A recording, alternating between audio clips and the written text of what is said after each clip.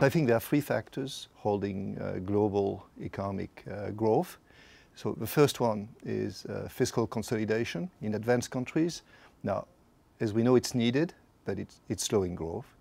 The second is uncertainty about what policymakers are going to do, political uncertainty, if you want, both in Europe, and mainly in Europe at this point, but also in the US, in Japan.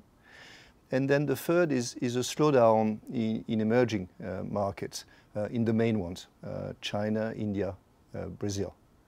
Now, because the world now is so interconnected, what happens in one part of the world has an effect on the rest of the world, and so all these things are combining to slow down growth.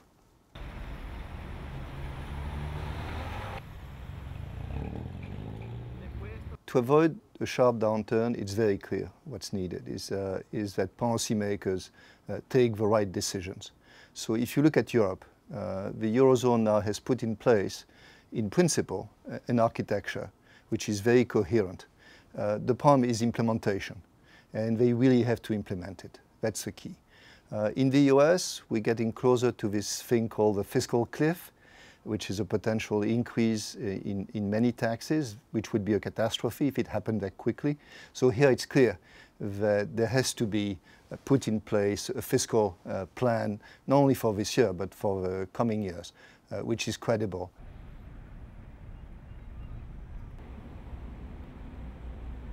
It's clear that emerging economies are affected by what's happening in advanced economies for two channels, the usual ones. The first one is trade, so lower exports. The other is financial. They basically face capital flows, inflows, outflows. That complicates their life a lot.